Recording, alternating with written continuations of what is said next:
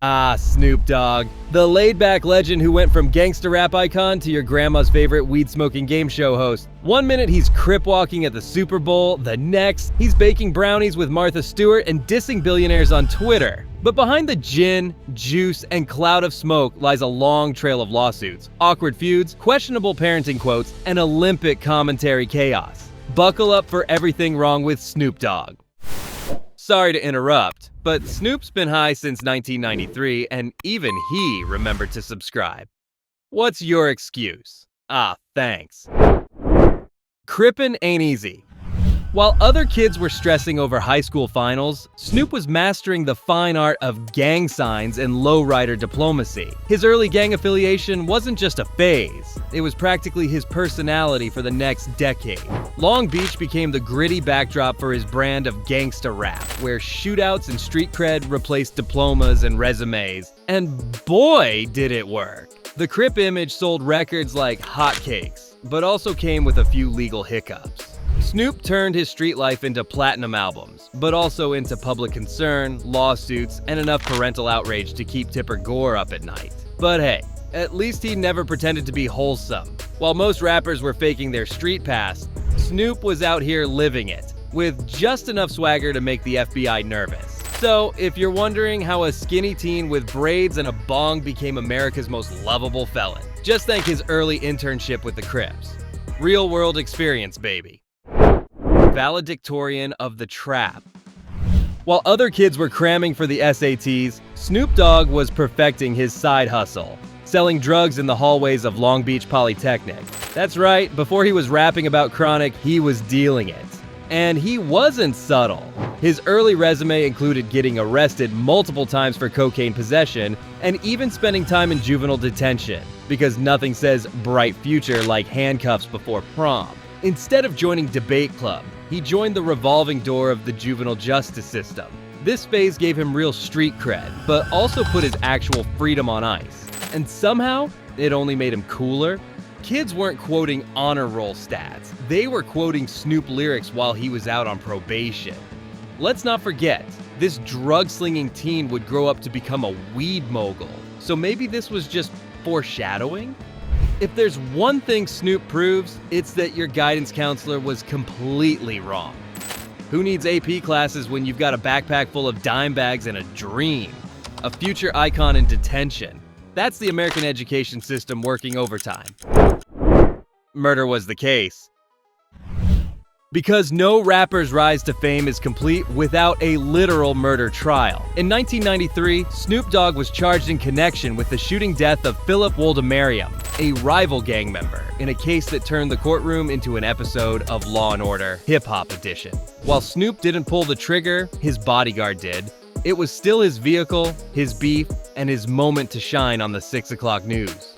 He strutted into court in a suit like it was just another red carpet event, and somehow managed to keep rapping through it all. Because why put your rap career on pause when you're on trial for murder? The trial dragged on until 1996, giving him 3 years to milk it for album sales, music videos, and dramatic pauses in interviews. Eventually, he was acquitted, which legally means not guilty, and culturally means now I'm untouchable. The whole thing became part of his mythology. Nothing says street legend like, I beat the murder case. Fans cheered, critics gasped, and Snoop just casually rolled another blunt on the courthouse steps. Justice was served, with a side of beats. Crypto cringe. Remember when Snoop Dogg spent years roasting Donald Trump only to turn around in 2025 and perform at a Trump-affiliated crypto ball? Yeah, apparently loyalty has a price, and that price is probably paid in Dogecoin. Social media imploded as fans screamed, "Sell out," louder than a Snoop concert in 1998. This is the same guy who literally pretended to assassinate Trump in a music video, now shaking hands at his re-election party like it's a family barbecue. His excuse: he was there to represent the culture and promote community investment. Because nothing screams community like a billionaire Bitcoin cult throwing champagne around in a tuxedo-only party. It wasn't about politics, Snoop claimed. Sure. And Martha Stewart isn't secretly running a criminal empire with frosting and glitter. The backlash was swift, with fans posting side-by-sides of his Trump diss lyrics and him posing next to a MAGA-coded step and repeat like it was prom night. Congratulations, Snoop, you just became the hip-hop version of that uncle who doesn't like Trump but really likes the tax cuts. You went from F the system to FTX enthusiast in one performance. Super Bowl sideshow. Because nothing says unity like putting Snoop Dogg and Tom Brady in a Super Bowl ad telling people to stop hating. The No Reason to Hate campaign was supposed to be a wholesome, inspirational moment, except for the fact that half the internet still hadn't forgiven Snoop's little Trump crypto ball dance party from 2 weeks prior. The backlash was instant. Viewers took one look at him next to Brady, awkwardly fake smiling through a green screen field of daisies, and screamed, "Oh, now? He's woke again?" Critics pointed out the incredible timing. 1 minute he's posing with Trump's crypto cronies, the next he's telling kids to spread love, not hate, while Brady blinks like a hostage. It didn't help that Snoop delivered his lines with all the passion of someone ordering Postmates. Fans weren't buying it, and neither were the memes. The ad got roasted harder than his mixtape with Martha. It was corporate virtue signaling on steroids, featuring two celebrities who look like they'd rather be literally anywhere else. The message? Even contradictions can get a paycheck at the Super Bowl. Love wins until the check clears. Bathroom behavior blues. Because nothing says hip-hop icon like an alleged bathroom assault and a lawsuit that refuses to die quietly. Back in 2013, a woman accused Snoop of following her into a bathroom during a show and coercing her into a sexual act. A claim that didn't make headlines back then, but came roaring back like a bad sequel when the lawsuit was refiled in 2023. The timing was chef's kiss, right when Snoop was busy trying to rebrand as everyone's favorite stoned uncle on TikTok. And suddenly, bam! Your past crashes through the smoke cloud. While he denied the allegations and nothing was ever proven in court, the internet had thoughts, and Twitter turned into Judge Judy with a Wi-Fi connection. Innocent until proven guilty quickly became, didn't he just perform at Trump's thing? It's the kind of PR nightmare you can't smudge out with a blunt and a shrug. And for someone with a track record that already reads like a rap sheet mixtape, this didn't help. Just when you thought it was safe to call him wholesome again, surprise bathroom lawsuit. Pot, meet kettle. Ah yes, Snoop Dogg giving commentary on another rapper's legal drama, as if the irony police weren't already on high alert. In 2025, Snoop decided it was his time to weigh in on the legal hellfire engulfing Diddy. He made a few comments that were supposed to sound wise and concerned, but mostly came off like, "Let me toss this rock from my very glass mansion." Fans immediately pointed out that Mr. Murder Trial Then Smoke Session had no business throwing shade at anyone, especially when he just finished cozying up at Trump's crypto cotillion. Like, sir, you're still wiping the NFT residue off your loafers. The backlash was immediate. Twitter dragged him harder than a Suge Knight contract. People started reposting his controversies. The 2013 sexual assault lawsuit, the murder trial, the Norway weed arrest, you name it. Everyone collectively went, wait, you're giving morality speeches now? It's like having a fire safety seminar hosted by a flamethrower. Nothing makes people tune out faster than Snoop trying to sound like a voice of reason when his career is literally sponsored by controversy and edibles. Doggy style or doggone misogyny? Let's take a moment to appreciate Doggy Style, the 1993 debut album that launched 1,000 parental advisory stickers and about 10,000 feminist essays. Snoop's lyrics weren't just edgy, they were a full-blown masterclass in degrading women, wrapped in G-funk and delivered with a smirk. Calling women bitches and hoes wasn't just a lyric, it was a theme. His songs had all the nuance of a 3 a.m. Reddit post from a guy who still thinks Axe body spray is cologne. And while Snoop later pivoted to a softer, more Uncle Snoop image, complete with cookbooks and Christmas sweaters, the internet never forgets. Every time he tries to pull the positive role model routine, people just queue up the Doggy Style discography and press play. Ain't no fun if the homies can't have none is practically a manifesto in toxic masculinity. Critics dragged him for decades, and rightly so, because you don't get to build an empire on misogyny and then claim you're just misunderstood. It's not a product of the times when you made the times worse. Congrats, Snoop. You invented frat house feminism before TikTok made it cool. Weed, weapons, and border patrol. If getting arrested were a competitive sport, Snoop Dogg would have more medals than Michael Phelps.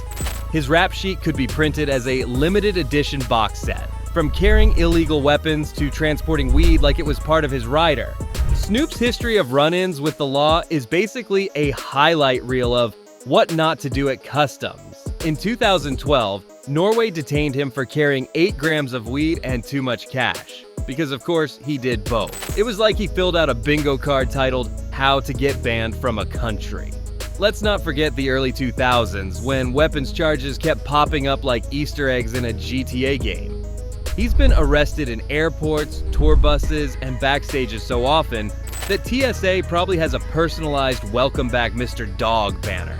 But it's all part of the persona, right? The chronic smoking, law-bending, peace-preaching OG who somehow turns every mugshot into album promo. Still, when your legacy includes more felonies than Grammys, maybe don't be surprised when your weed brand gets flagged at the border. Suge who? Oh, right.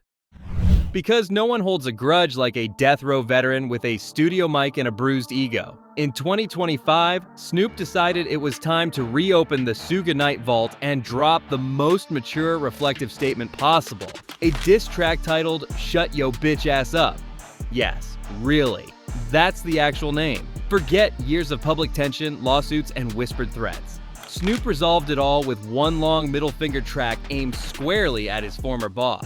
Suge Knight, who's currently in prison for voluntary manslaughter, probably didn't hear it over the sound of his own legal drama, but the internet definitely did.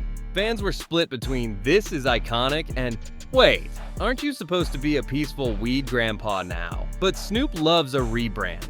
One minute he's baking brownies with Martha Stewart, the next he's reigniting 90s beefs with all the chill of a tire fire. The song had all the subtlety of a car alarm in a library and none of the maturity you'd expect from a guy in his 50s. Because when Snoop burns bridges, he does it with blunt smoke and auto-tune. The 2017 Moment I Feared video controversy. You know it's bad when your diss track has less impact than a wet napkin. In 2017, Snoop dropped a music video for "Moment I Feared" that featured a cheap caricature of a young thug-type rapper, complete with a dress, rainbow hair, and mumble-rapping gibberish. It was supposed to be a commentary on how hip-hop lost its soul. What it was? A tone-deaf, low-budget sketch that landed like a dad joke at a rap battle. While the younger generation was out here breaking boundaries and bending genres, Snoop responded with cosplay and confused scowling. Critics called it awkward, bitter, and embarrassingly out of touch, like watching your uncle try to roast TikTok on VHS. The whole thing screamed, "I don't understand these kids," louder than a Facebook boomer rant. If anything, the video proved Snoop had officially entered the back in my day phase of his career. Instead of leading the culture, he was just grumbling at it from the porch. And let's be honest, when you've got decades of misogyny, weed busts, and Suge Knight beef under your belt, maybe don't throw stones from inside your marijuana-scented glass house. Pimpin' ain't enlightened. In case you thought Snoop Dogg's mid-2000s glow-up couldn't get any more problematic, allow us to remind you. This man proudly admitted to being a literal pimp, not metaphorically. Not in some "I was living that lifestyle" way. No, Snoop said on record that he actually ran women in the early 2000s and described it as a business venture he enjoyed. Unrepentant is the word he used.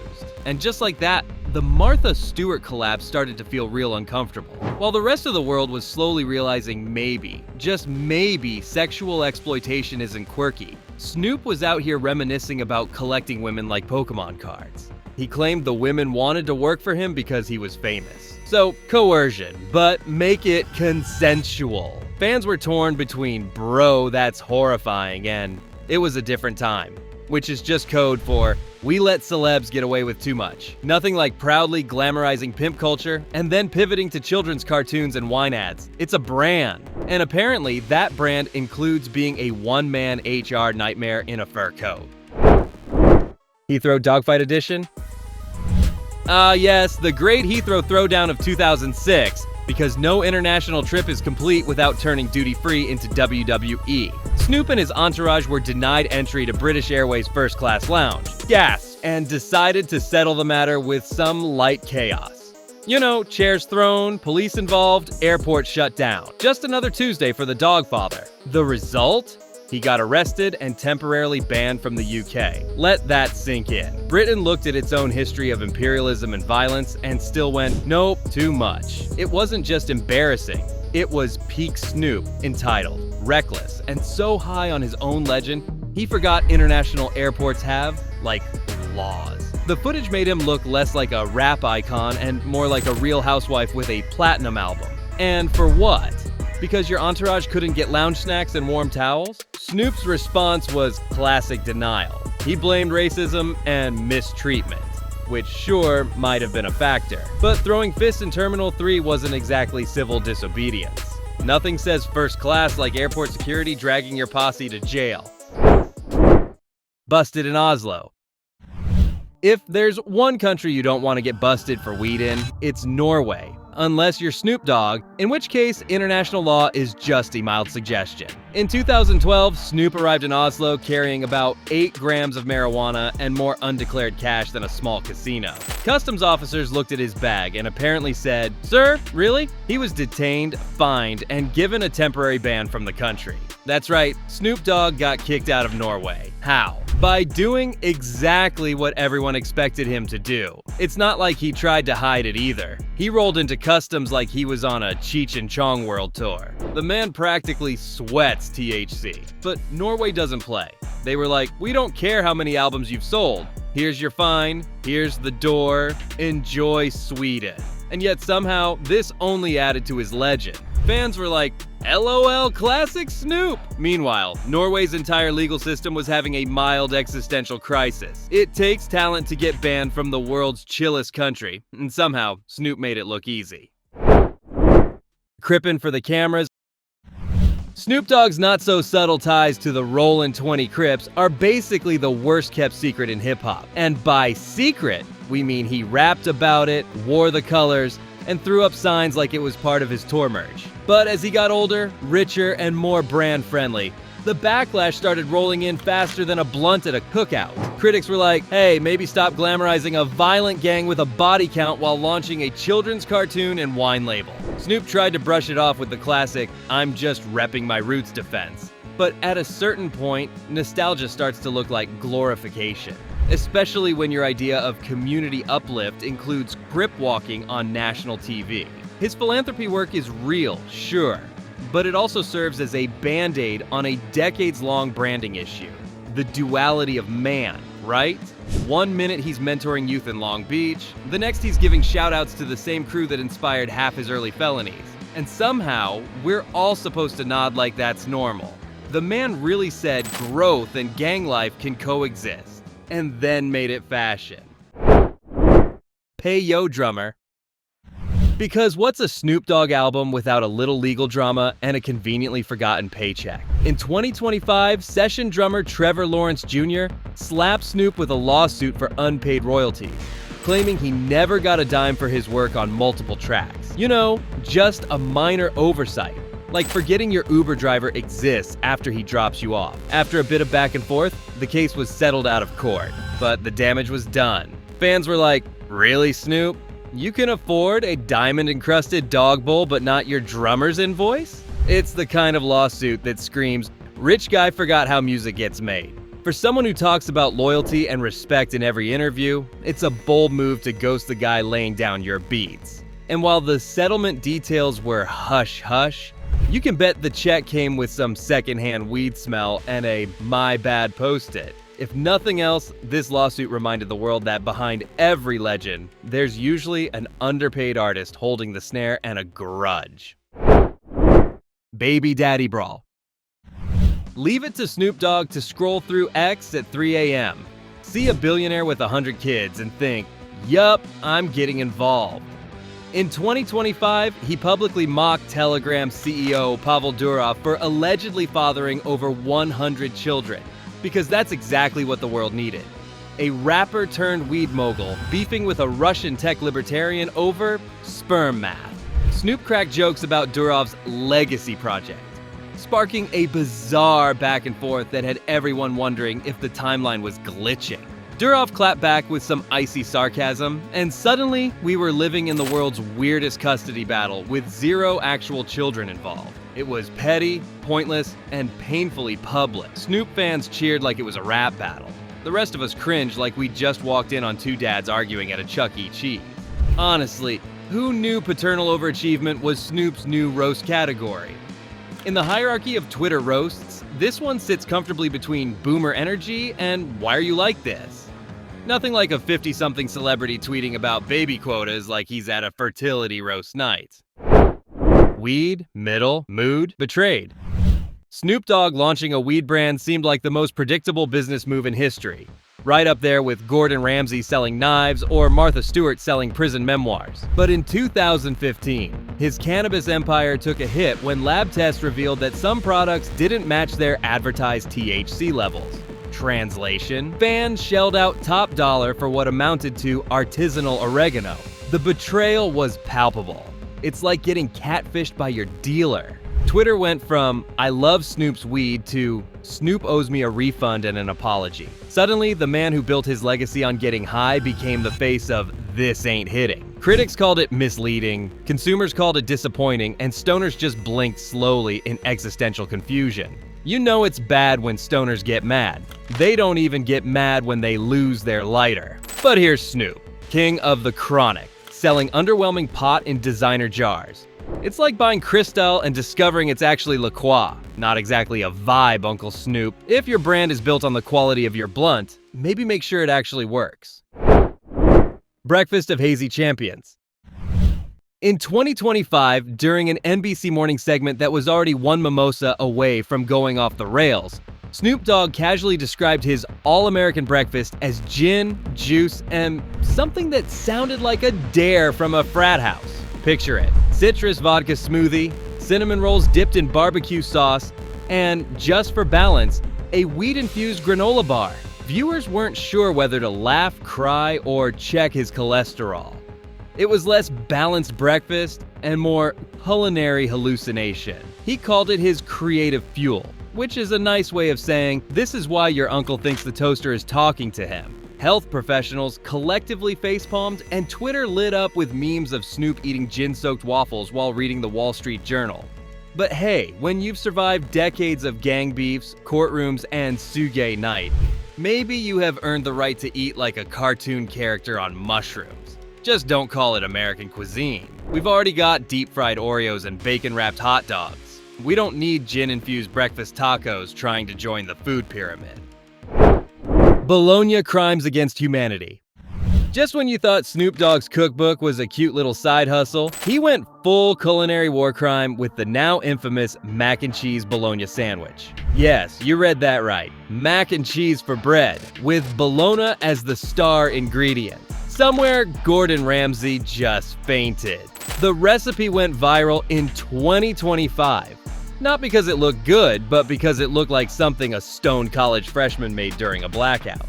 But Snoop, in all his culinary swagger, presented it like he was unveiling foie gras at a Michelin-starred weed lounge. Fans tried it, TikTok recreated it, cardiologists everywhere started drafting public service announcements. To be fair, it's on brand. This is the man who brought us gospel albums and Pimp Chronicles in the same decade. Why wouldn't he turn a gas station meat and a side dish into a sandwich? Snoop somehow turned craft dinner and Spam into a lifestyle. It was greasy, ridiculous, over the top, and completely unforgettable. Basically, everything Snoop Dogg has ever been. 5 stars for commitment, 0 stars for nutrition, and someone called the FDA. The Olympics, Snoopified.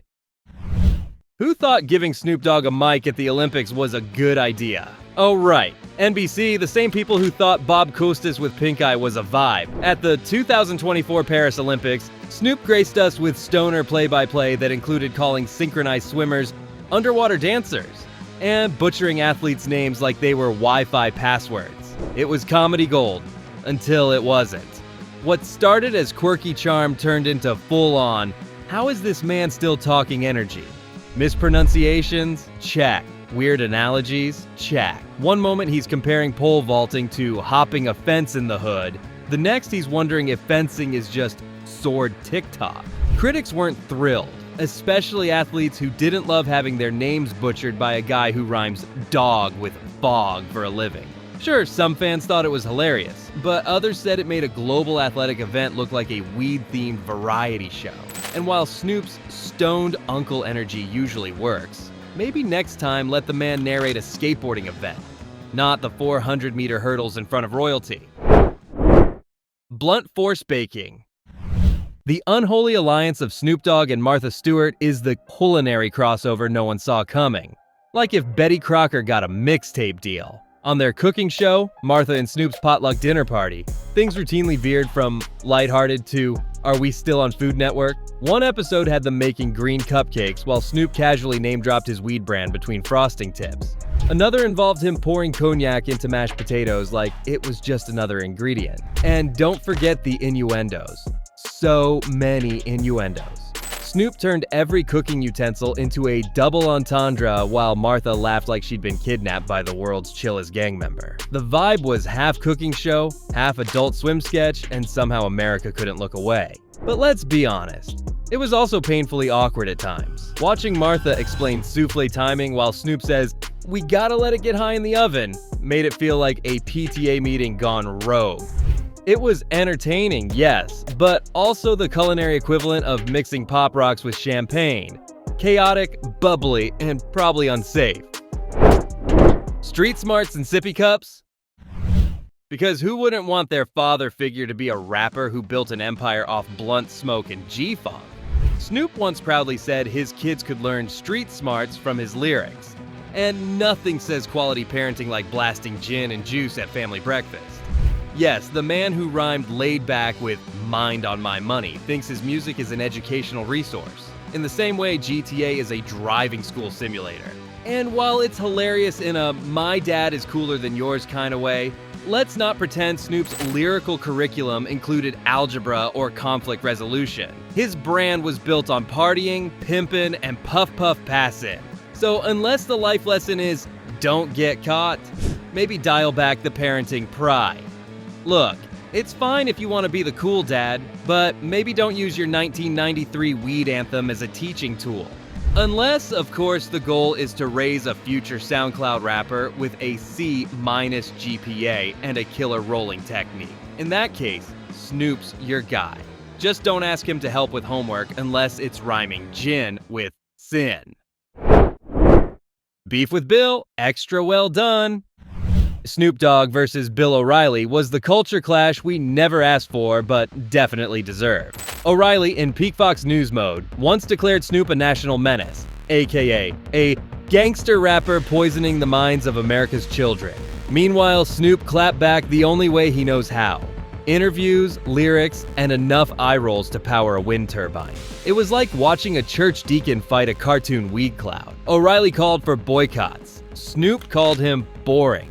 O'Reilly said Snoop encouraged crime. Snoop said O'Reilly needed a blunt and a nap. Honestly, it was less of a feud and more like a confused game of telephone where both sides were yelling at different planets. The irony? Years later, O'Reilly would get fired for sexual harassment, while Snoop went on to host a cooking show and narrate Planet Earth clips. So who's corrupting the youth now, Bill? And there you have it. Despite all the chaos, controversy, and culinary experiments, we still can't help but love Snoop Dogg's undeniable charm and larger-than-life personality. What do you think of Snoop Dogg? Let me know down below. Thanks for watching and see you in the next video.